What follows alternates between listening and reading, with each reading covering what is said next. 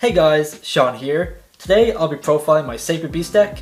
This deck is pure Sacred Beasts, we're not messing around with anything else. I think this deck is actually pretty good. It's not competitive obviously, but it does what it does and it does what it does well. So let's get into it. Alright, for the main deck, for the big Sacred Beast monsters we run double Raviel and we run a Raviel Shimmering Scraper. So Raviel, the normal way to summon him is you tribute 3 monsters. But there's multiple cards in the deck that let you cheat out the Sacred Beasts. So he has 4,000 attack, and you can tribute a monster to gain that monster's attack. Shimmering Scraper, you can discard it from your hand, target one Raviel, and you can double his attack, and then you can attack all monsters your opponent controls. So he's very good for getting OTKs. And next up, we have double Hamon. Hamon is probably the best Sacred Beast in the deck. The normal way you get him out is by tributing 3 face-up spell cards. However, the same applies for Raviel, you can just cheat him out.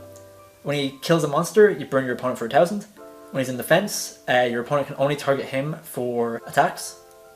And there's a spell card in the deck that lets him negate a spell trap card effect, and then turn him to defense mode. So overall, he's probably the best Sacred Beast in the deck. We run one Uria. Uria, we run him for the name, you can search him out, and we use him to get into our big fusion guy. Otherwise, he can pop a trap on the field, which in very niche scenarios, you might be able to use it. But otherwise, you use him for the name. We run another level 10, Exodius. You can special summon him from your hand by shuffling all the monsters in your graveyard to your deck. The only reason we run him is because he's level 10, you can go into some good level 10 XZs, and all your Sacred Beast monsters are level 10. So he's just an extender, you can go into your Gustav Max or anything else. Alright, for the small monsters, we have triple Chaos Summoning Beast. You can tribute him on the field to special summon one of your Sacred Beasts from your hand. This is the main way you cheat out your Sacred Beasts. Also, if he's in the grave, you can banish him to search your field spell Fallen Paradise. Next up, triple Dark Beckoning Beast. He searches any one of your Sacred Beasts or any card that has any of the Sacred Beast names in its card text. He also lets you do an additional normal summon of a Fiend monster that has 0 attack and 0 defense, which is your Chaos Summoning Beast, itself Dark Beckoning Beast, and also your Dark Summoning Beast. Dark Summoning Beast, he's level 5, but you can use Dark Beckoning Beast to cheat him out. You can tribute him to special summon any one of your Sacred Beasts from the deck, however you cannot attack that turn. So he's very good for going first, you just get out a free Sacred Beast from your deck. You can also banish him from the grave to add any one of your Sacred Beast monsters from your deck to your hand. So I'm running 3 of each here. You can probably run 2 of the Dark Summoning Beast, but I just like this ratio here, it's consistent, it works. So that was the monster lineup. We have some spells now. We have triple Opening of the Spirit Gates. This searches any one of your Sacred Beasts or one monster that has any of the Sacred Beasts in its card text. Also, you can discard a card to special summon a Fiend with 0 attack and defense from your grave. And also, if you control a level 10 monster during the end phase, you can add back a continuous spell from your graveyard. One of the most important combo starters in the deck. Next up, triple Fallen Paradise, the card that lets Sacred Beasts actually play. We run a Terraforming as well because this card is insane. If you control any Sacred Beast, you can draw 2 cards. It's that simple. You get a Pot of Greed from a field spell every turn. Also, it gives your Sacred Beast protection, including your fusion.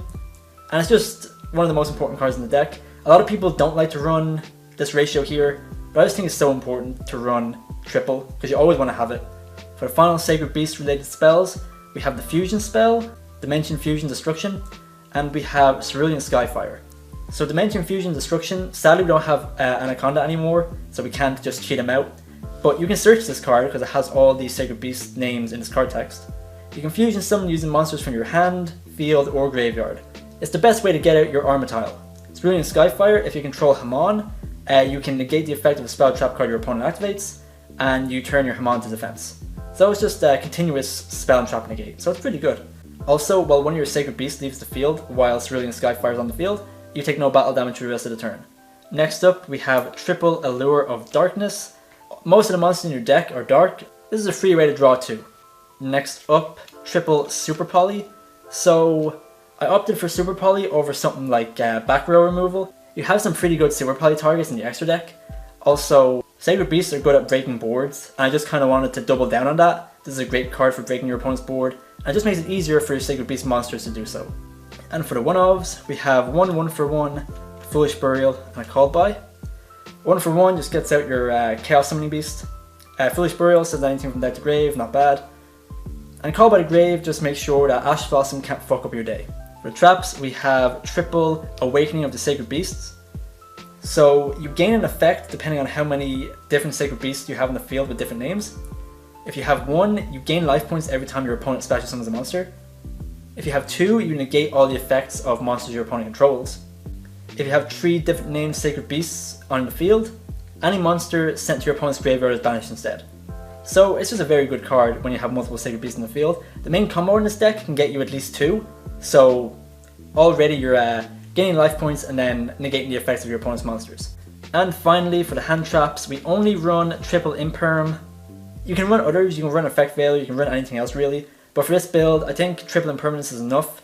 We're not playing competitive here, we're just trying to have fun, surprise our opponent, and I think Imperm is a good trap card to have. Alright, that's it for the main deck. We'll go into the extra deck now. Okay, onto the extra deck now. We run 1 Armityle, the Chaos Phantasm. We run 1 Armityle, Phantom of Fury, and a Phantasm Emperor. For the regular Armityle, you need the 3 Sacred Beasts to summon him. He gains 10,000 attack during your turn only. He cannot be destroyed by battle. If you have Fallen Paradise in the field, he's protected from card effects. And if you fusion summon him using Dimension Fusion Destruction, you take no battle damage involving battles with this card. So if you summon him, the only way your opponent's going to get rid of him is by Kaiju. Alright, Phantom of Fury. You special summon him the same way as Armityle, but you special summon him to your opponent's side of the field. During the end phase, you banish all cards your opponent controls, and then you can special summon the regular Armityle from your extra deck. So it's just a good way of clearing your opponent's board if you need to. Phantasm Emperor. You need 3 level 10 monsters, so you don't specifically need different named Sacred Beasts. You can target 1 monster your opponent controls and inflict damage to them equal to half the attack of the monster. It can be decent to do some chip damage. Also, it's technically a super poly target, because it only needs 3 level 10s, it can be any level 10s. So certain decks like Dinosaurs and Eldritch that use a lot of level 10s, you can super poly and just clear them that way. Very niche, but it's good in a mirror match. For the main super poly targets, 1 Starring Venom Fusion and 1 Mudragon of the Swamp. These are just super poly targets. Starring Venom is 2 darks, and you run mainly darks, and Mudragon is 2 monsters with the same attribute but different types. So you can pretty easily fusion into these guys to break your opponent's board. Okay, now onto the XZs. We have a few here, they're all rank 10. We have Gustav Max, Lieb, and Sky Palace. So Gustav Max, you use 2 level 10s to go into him, and you burn your opponent for 1,000. You can rank up into Juggernaut Lieb from Gustav Max. You can detach material, he gains 2,000 attack permanently, and then you can make attacks on monsters up to the number of material he has plus 1. If he has 2 material, you can attack 3 times. Sky Palace can just pop a card in the field, so it's pretty nice removal if you need it. And then finally we have Zeus, because just in case all this isn't enough, you can go into Zeus after the battle phase, and if you don't win from there, you're not going to win at all. Finally, the links. 1 Link Rebo, 1 Barricade Borg Blocker, Nightmare Phoenix, Nightmare Unicorn, IP Masquerena, and Access Code Talker. So Link Rebo is Link Rebo, you just get rid of one of your level 1s. Barricade Borg Blocker, he protects your face-up spells from destruction while he's on the field, so that protects your Opening the Spirit Gates, your Fallen Paradise, and your Cerulean Skyfire. Nightmare Phoenix is for popping spell and traps, Nightmare Unicorn is for bouncing monsters, IP is for basically going into any of your links on your opponent's turn, and Access Code Talker, just because it's Access Code Talker, you can get some monsters on the field decently easy, and you can go into him if it comes up. Alright, so that's it for the deck. We're going to go into combos now in a moment. However, there's a few things I want to talk about. The deck is very versatile. The main Sacred Beast package is pretty simple. The main monsters at the start is basically all you need to run. So you can run stuff like Pot of Extravagance. If you narrow down your extra deck to 3 copies of the main important cards, that can be pretty good. You can run a more control build with Skill Drain and Deck Lockdown, stuff like that. Or you can play my build, that's actually fun. And there's also a very fun strategy I figured out. It is branded Sacred Beasts. If you want to see a deck profile on that, make sure you tell me in the comments and I'll get on that. Alright, anyway, onto the combo. Okay, for the combo here, we have a 2-card combo with Dark Beckoning Beast and Opening the Spirit Gates. These 2 cards can search each other, and if you have these 2 and a Chaos Summoning Beast or a Dark Summoning Beast, you can basically search for the missing piece here. So we're going to start by activating Opening of the Spirit Gates. We're going to search out our Dark Summoning Beast. Next up we will normal summon Dark Beckoning Beast. Use this effect to search for Chaos Summoning Beast. We will use this effect, we can do an additional normal summon of a Fiend monster with 0/0 attack and defense. We're going to Tribute Summon into our Dark Summoning Beast. We will activate his effect, we can tribute him to special summon a Sacred Beast from the deck. We will summon Raviel. We will activate Opening of the Spirit Gates, we can discard a card, and then special summon a Fiend that has 0 attack and defense from the grave. Since we already had 2 targets, we can just bring back out Chaos Summoning Beast. We will activate Dark Summoning Beast, we'll banish him from the grave. To add any Sacred Beast from our deck to our hand, I will choose Hamon. We will activate the effect of Chaos Summoning Beast, we can tribute him to special summon Hamon from the hand. We'll activate Chaos Summoning Beast in the graveyard, we can banish him to add Fallen Paradise from our deck to our hand. We will activate that, so that gives our Sacred Beast protection. Also, since we control a Sacred Beast, we can draw 2 cards. And this is a 2-card combo. If you're going first, you're going to have 3 cards, and you're going to draw 2, so you're going to have 5 cards in hand. If one of those cards is Awakening of the Sacred Beast, set this, pass turn, activate it. You gain life points every time your opponent summons a monster, and you negate the activated effects of all monsters your opponent controls. That's off 2 cards, and it's a pretty good combo.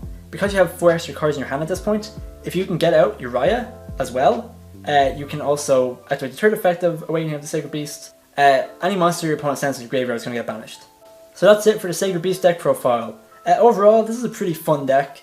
You can basically build it with 3 of the Sacred Beast structure decks. It's not very expensive because the deck wasn't really meta defining, unlike stuff like Branded nowadays. The deck's really fun, it just does what it's meant to do, breaks boards, brings out big monsters, and you can surprise your opponent because the cards are pretty good. So yeah, if you want to see a more competitive version of the deck, you can definitely change stuff up. Or you can try, as I said before, Branded Sacred Beast actually works really well. There's a lot of really cool stuff you can do because the deck doesn't rely on the extra deck that much. So it actually synergizes really well. So if you want to see a deck profile on that, just let me know in the comments. Anyway, thanks for watching. If you have any suggestions in the comments, let me know. And yeah, subscribe if you enjoyed. Peace!